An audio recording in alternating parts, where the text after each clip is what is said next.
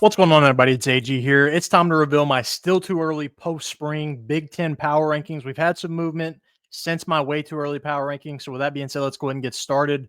Join me down in the comment section. Let me know your rankings, your thoughts. And if you are new here, go ahead and hit that subscribe button for me for more stuff like this. Starting off at number 18, Purdue. Last season 1-11. Now, I've got the why now for some of these bad teams going to be kind of iffy, but I've got kind of why they might have reasons for optimism on all these teams.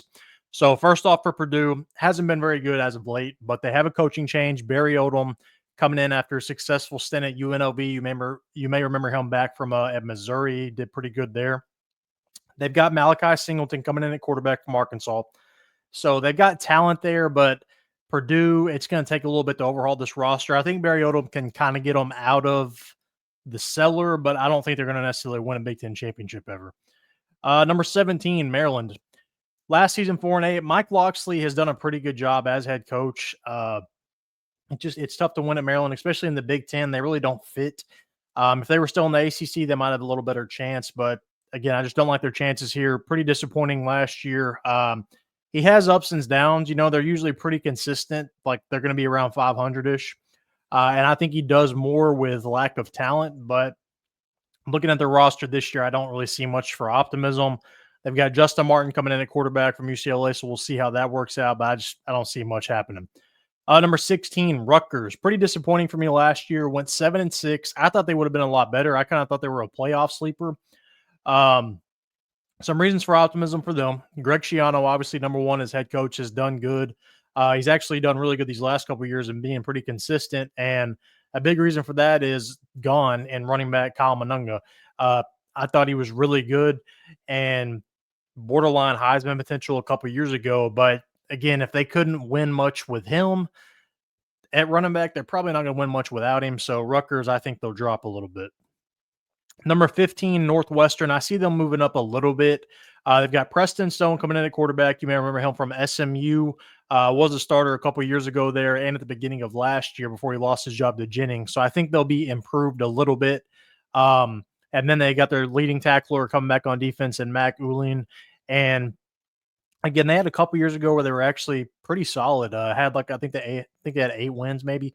But then they went through that whole fiasco before that, and kind of it hasn't been the same.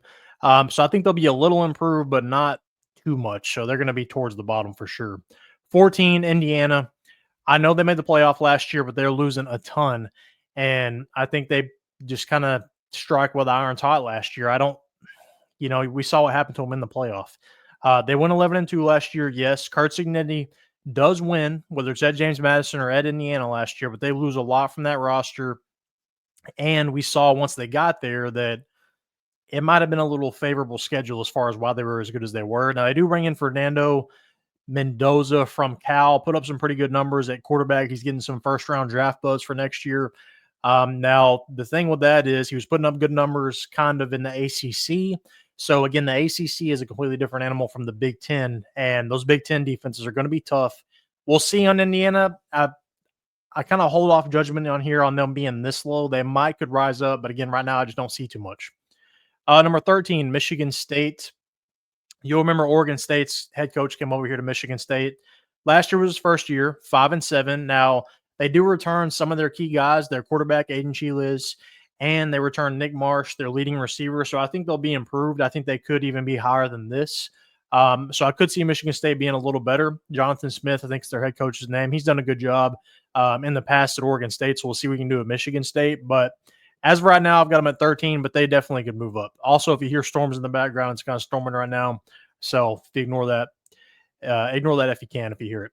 But number 12, Wisconsin. Last season, 5-7. Again, disappointing under Luke Fickell. You backtrack a few years when he was at Cincinnati, he probably could have got any job in the country if he wanted to. He took Cincinnati to a playoff. His stock has really lowered since then.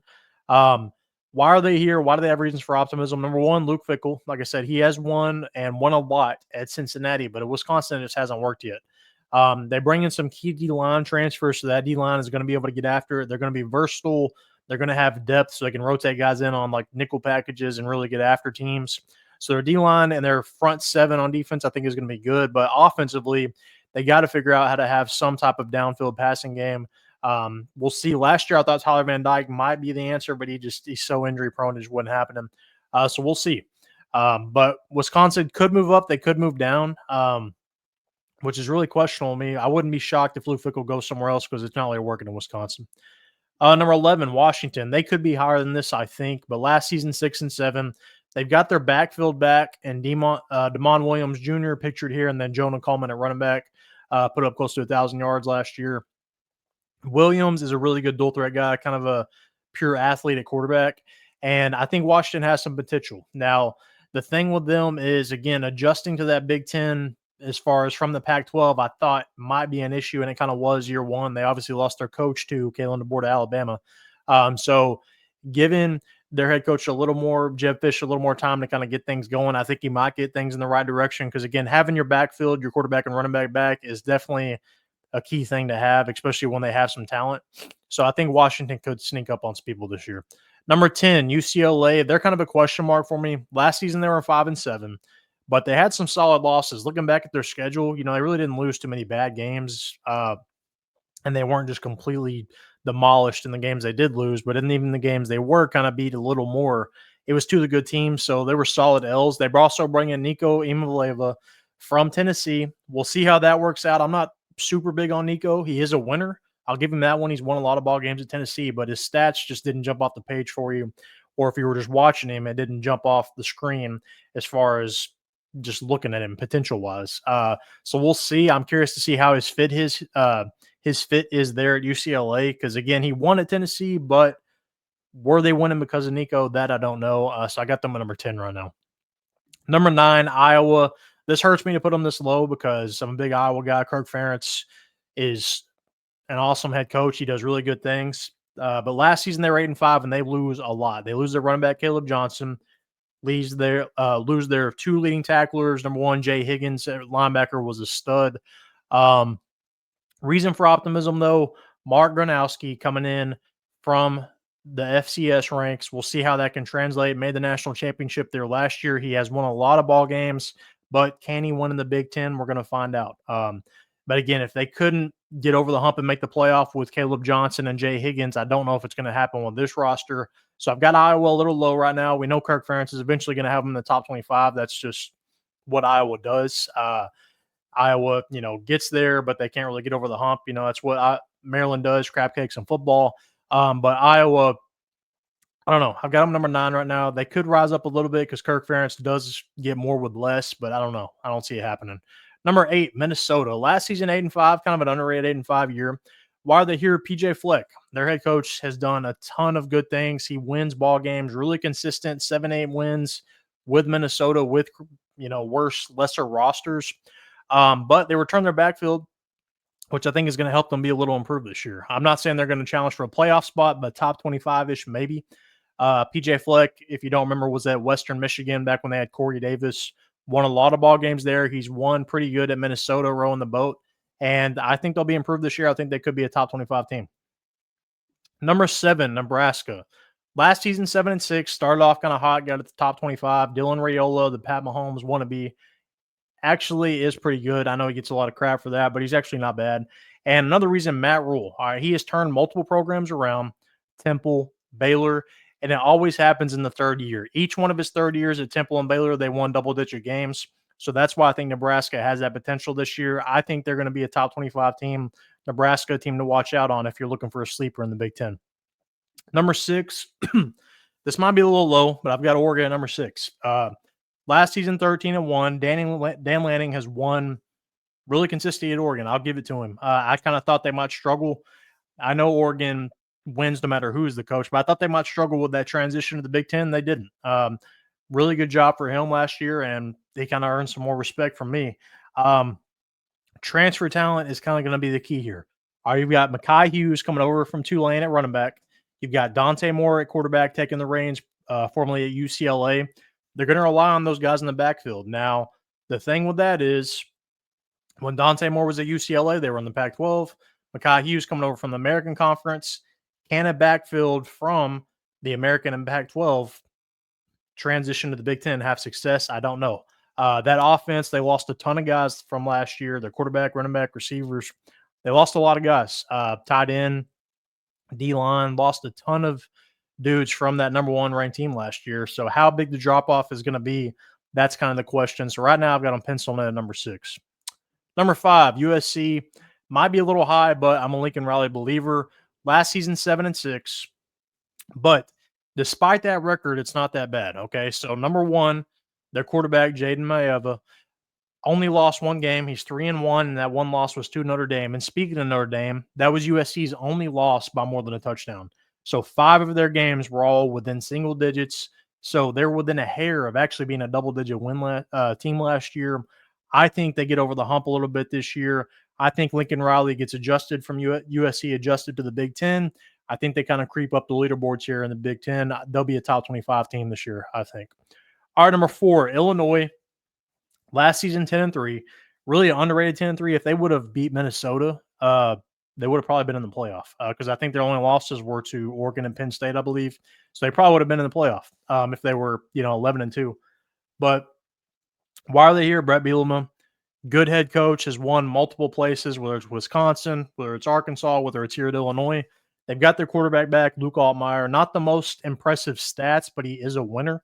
And I've got Illinois penciled in the playoff right now. I think they have a legitimate shot to get there. As right now, I got them at number 4. All right, into the top 3. Number 3, we've got Michigan. Last season, 8-5. They have a ton of returning products on defense, despite losing, a couple first-round, second-round draft picks on the D-line at corner. They've got a lot of guys coming back. Defense is going to be key. And also quarterback improvement, whether it's Bryce Underwood coming in, the 5-star freshman, or it's Mikey Keene taking over from Fresno State. Their quarterback play is going to be drastically improved no matter who they pick. And that's going to help them get to double digits alone. I mean, they went 8-5 last year with practically no quarterback play. So with quarterback improvement, I think that offense is going to improve, be able to at least get down the field a little bit, offer the defense a little help. And so I think Michigan will be in the playoff this year. Top 15 team for me right now. Number 2, okay, so I think there's a clear tier right now, number 2 and number 1, as far as who are the top 2 teams, and it's up to you on which order that is. Ohio State right now, I've got number 2. I had them at number 1 previously. Won the national championship, obviously, but they lose a lot of guys from that championship season, whether it's quarterback, whether it's their running backs, whether it's their DNs, you name it, corners, whatever. The reason they still could win the conference is because these 2 guys right here, Jeremiah Smith and Caleb Downs. You could argue these are the best 2 players in college football right now. But the question mark with that is, even though you have the best guys in the country, probably, who are the pieces around them? Can Julian Sayin get the job done at quarterback? Can they find a running back to replicate Henderson's production, replicate Judkin's production? Can they find a receiver to replace Ibuka's, production? Can they find edge rushers to replace JT and Jack Sawyer? You've got a lot of question marks, but Ryan Day has been consistent. They've got the guys in place to give these guys help. So we'll see. But right now I've got them at number 2. And number 1, I've got Penn State. Last season, 13-3. Their only 3 losses were to arguably the 3 best teams in the country, Ohio State, Notre Dame, and Oregon. And they return a lot. Okay, I know they lost Tyler Warren and Abdul Carter, but they've got a lot coming back. They've added some receivers to give Drew Roller a little help down the field. Drew Roller, I know he crapped the bet against Notre Dame, but they should have beat that team. And then also they return their 2 running backs. You could argue 2 of the top 5 running backs in the country, and Singleton and Allen. Penn State's going to be legit. They got to the semis last year. Disappointing finish. Now they get over the hump and get to the championship, I think. I think this is the year Penn State might win it all. So to recap, these are our current Big Ten rankings. Purdue, Maryland, Rutgers, Northwestern, Indiana, Michigan State, Wisconsin, Washington. And then in my top 10, I've got UCLA, Iowa, Minnesota, Nebraska, Oregon, USC, Illinois, Michigan, Ohio State, and Penn State. So those are my still too early Big Ten power rankings. Let me know your thoughts down in the comment section. Like I said, if you're new here, make sure to subscribe for more.